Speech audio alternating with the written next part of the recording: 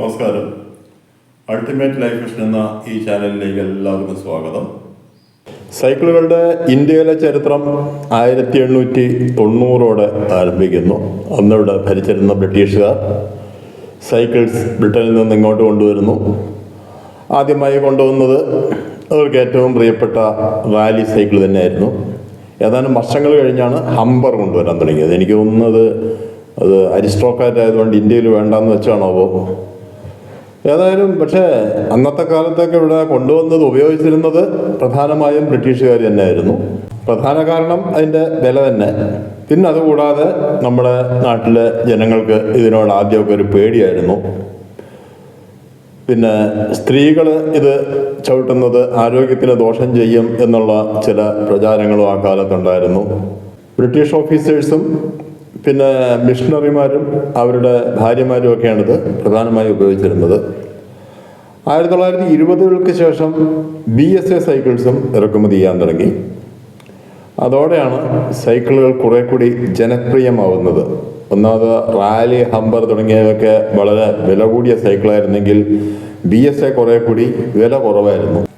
കൽക്കട്ടയിലും ബോംബെയിലും ഒക്കെ ധാരാളം ഇന്ത്യക്കാരും സൈക്കിൾ യൂസ് ചെയ്യാൻ തുടങ്ങി. പ്രധാനമായിട്ടും കാശുള്ള ആൾക്കാരാണ്. സാധാരണക്കാരനൊന്നും അടുക്കാൻ പറ്റുന്ന വിലയല്ല അന്ന് സൈക്കിളിന്. പക്ഷേ രണ്ടാം ലോക മഹായുദ്ധത്തിൻ്റെ ആരംഭത്തോടെ 1939 സൈക്കിളുകളുടെ വരവ് കുറഞ്ഞു. പ്രധാന കാരണം പല സൈക്കിൾ ഫാക്ടറികളും ബ്രിട്ടീഷ് ഗവൺമെൻറ്റിൻ്റെ നിർദ്ദേശപ്രകാരം യുദ്ധോപകരണങ്ങൾ നിർമ്മിക്കുന്ന ഫാക്ടറികളായിട്ട് മാറ്റി. ആ കാലഘട്ടത്തിലാണ് മറ്റൊരു കാര്യം ഇവിടെ സംഭവിക്കുന്നത്, സ്വദേശി പ്രസ്ഥാനം. അതോടെ സ്വദേശി സൈക്കിൾ എന്ന ഒരു ആശയമായിട്ട് ഘൻശ്യാം ദാസ് ബിർള അദ്ദേഹം ഒരു സൈക്കിൾ കമ്പനി ബോംബെയിൽ ആരംഭിക്കുന്നു. പിന്നീട് അത് കുറെ കൂടി വിപുലമായ സൗകര്യത്തോടെ മധ്യപ്രദേശിലേക്ക് മാറ്റി. ഹിൻഡ് സൈക്കിൾസ് എന്നായിരുന്നു അതിൻ്റെ പേര്. നമ്മൾ സാധാരണ കാണുന്ന റോഡ്സ്റ്റർ സൈക്കിൾസും ലേഡീസ് സൈക്കിൾസും ഇത് തന്നെയായിരുന്നു പ്രധാന ഉൽപ്പന്നങ്ങൾ. അത് വളരെയധികം ജനപ്രിയത നേടി. സ്വദേശിയാണല്ലോ, മാത്രമല്ല വിദേശികൾ ആ സമയത്തും കൊണ്ട് വരവും കുറഞ്ഞു. അങ്ങനെ നല്ല രീതിയിൽ തന്നെ ഹിൻഡ് സൈക്കിൾസിൻ്റെ ഉൽപ്പാദനം പുരോഗമിച്ചുകൊണ്ടിരുന്നു. പക്ഷേ രണ്ടാം ലോക മഹായുദ്ധത്തിന് ശേഷം ഉൽപ്പാദനം അല്പം കുറഞ്ഞു. കാരണം വീണ്ടും ബ്രിട്ടനിൽ നിന്ന് റാലിയും ഹമ്പറും BSA ഒക്കെ വരാൻ തുടങ്ങി. സ്വാതന്ത്ര്യത്തിന് ശേഷം പക്ഷേ സൈക്കിൾസിൻ്റെ ഇറക്കുമതി കുറയ്ക്കുന്നതിനുള്ള രീതിയിലുള്ള ചില പരിഷ്കാരങ്ങൾ ഇന്ത്യ ഗവൺമെൻറ് കൊണ്ടുവന്നു. പ്രധാനമായിട്ടും ഇറക്കുമതിയുടെ ടാക്സ് വല്ലാതെ കൂട്ടി. അതോടെ സൈക്കിളുകളുടെ വില പിന്നെയും കൂടുകയും ഇന്ത്യയിലുണ്ടാക്കുന്ന സൈക്കിളുകൾക്ക് കൂടുതൽ പ്രചാരം ലഭിക്കുകയും ചെയ്തു. അന്ന് ഒന്നാമത്തെ കാര്യം, ഇന്ത്യയിലെ ഒരു വിദേശ കമ്പനിക്കും നേരിട്ട് വന്ന് സൈക്കിൾ കമ്പനികളൊന്നും സൈക്കിൾ കമ്പനി എന്നല്ല ഒരു കമ്പനിയും തുടങ്ങാൻ പറ്റില്ല. ഏതെങ്കിലും ഒരു ഇന്ത്യൻ കമ്പനിയുടെ പാർട്ട്ണർഷിപ്പ് വേണം.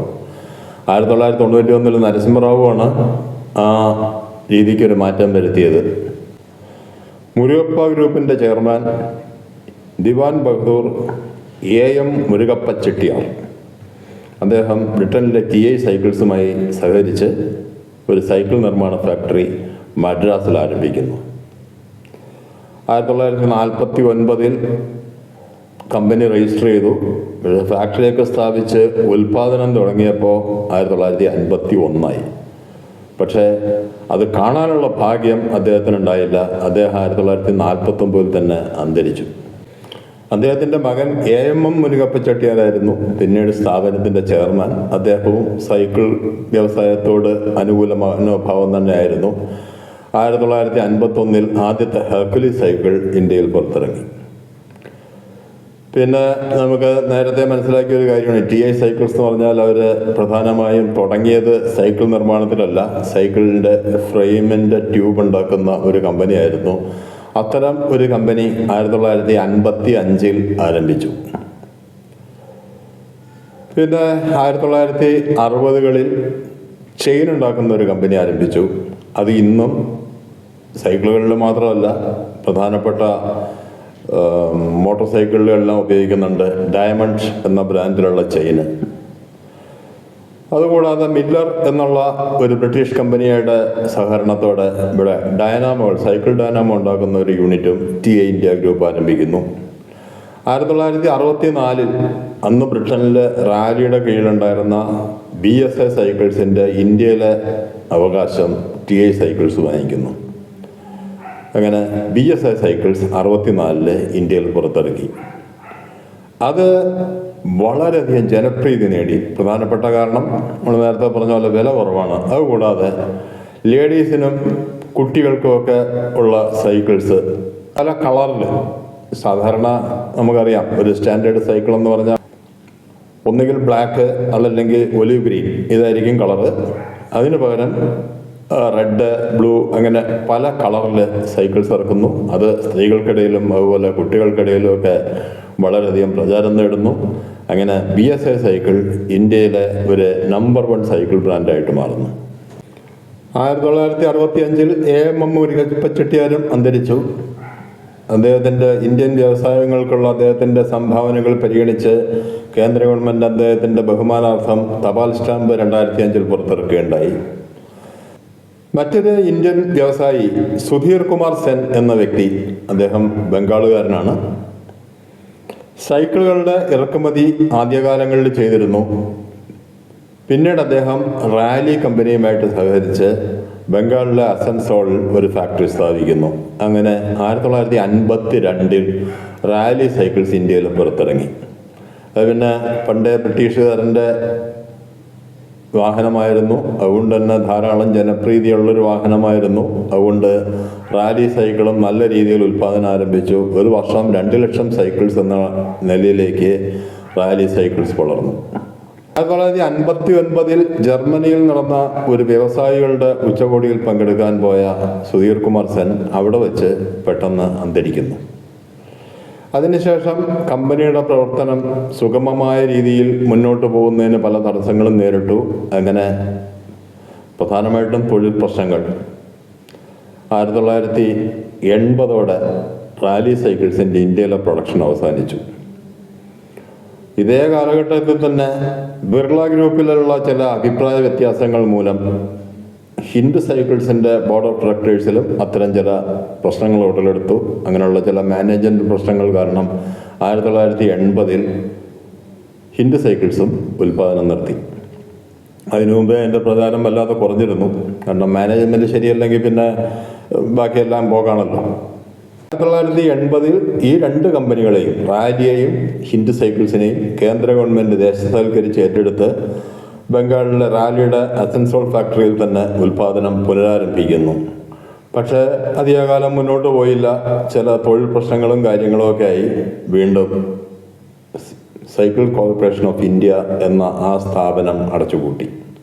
അതോടെ റാലിയുടെയും ഹിൻഡ് സൈക്കിൾസിൻ്റെയൊക്കെ ഉൽപ്പാദനം ഇന്ത്യയിൽ അവസാനിക്കുന്നു. ഇതിനിടയിൽ തന്നെ ഹംബർ, റോബിൻഹുഡ് തുടങ്ങിയ സൈക്കിൾസ് സെന്ന് ഇറക്കുമതി ചെയ്തിരുന്നു. അതും ഇവിടെ നല്ല രീതിയിൽ പ്രചാരം ഉണ്ടായിരുന്നു. എല്ലാം 80കളോടെ അവസാനിച്ചു. തുടങ്ങിയതിൽ 1ാമത്തെയും 3ാമത്തെയും കമ്പനികളുടെ പ്രവർത്തനം അവസാനിച്ചു. പക്ഷേ 2ാമത്തെ കമ്പനി, അതായത് TI ഇന്ത്യ ഗ്രൂപ്പിൻ്റെ ഹെർക്കുലീസ്, BSA തുടങ്ങിയ സൈക്കിളുകൾ ഇന്നും വൻ ജനപ്രീതിയോടെ ഇന്ത്യയിൽ വിറ്റഴിക്കപ്പെടുന്നു. അതിനിടെ ഒരു കാര്യം പറയാൻ മറന്നു. 1959 ഫിലിപ്സ് സൈക്കിളിൻ്റെ ഉൽപ്പാദനവും ഇന്ത്യയിൽ TI ഗ്രൂപ്പ് ആരംഭിച്ചു. പിന്നെ അതുകൂടാതെ 1992 ആദ്യമായി MTB എന്ന ഒരു സൈക്കിൾ കൺസെപ്റ്റ് ഇന്ത്യയിൽ കൊണ്ടുവന്നത് TI ഗ്രൂപ്പാണ്, അവരുടെ ഹെർക്കുലീസ് MTB. പിന്നെ MTBക്കായിട്ട് ഒരു പ്രത്യേക ബ്രാൻഡ്, മോണ്ട്ര എന്നുള്ള പേരിൽ ഒരു ബ്രാൻഡ് ആരംഭിച്ചു. അത് ഇന്ത്യക്ക് വേണ്ടി പ്രത്യേകം ഡിസൈൻ ചെയ്ത MTBകൾ. പിന്നെ വളരെയധികം ലോഡ് കയറ്റാവുന്ന ഹെവി ഡ്യൂട്ടി സൈക്കിൾസ്, അതും ഹെർക്കുലീസിൻ്റെ ഒരു പ്രത്യേകതയായിരുന്നു. അങ്ങനെ പല ആവശ്യങ്ങൾ കണ്ടറിഞ്ഞ് പലതരം ജനങ്ങൾക്ക് വേണ്ടിയുള്ള സൈക്കിൾസ്, ഒരു എന്താ പറയുക, ഉൽപ്പന്ന വൈവിധ്യം നടപ്പിലാക്കുന്നതിൽ TI സൈക്കിൾസ് വിജയിച്ചു. ആ കാര്യം ശരിക്ക് റാലിക്കും ഹിൻഡിനുമൊക്കെ ഒരു പരാജയമായിരുന്നു. അവരെല്ലാം ഒരേപോലുള്ള സൈക്കിൾസ് ഉണ്ടാക്കി. ഇവരങ്ങനെയല്ല, പലതരം സൈക്കിൾസ് പലതരം വിലയിൽ പലതരം ഉപയോഗത്തിന് ആ രീതിയിൽ TI ഗ്രൂപ്പ് ഉണ്ടാക്കി. ഇനി ഇതിന് ശേഷം വന്ന ഇന്ത്യൻ സൈക്കിളുകളുടെ വിശേഷങ്ങൾ അടുത്ത വീഡിയോയിൽ പറയാം. വീഡിയോ കണ്ട എല്ലാവർക്കും നന്ദി, നമസ്കാരം.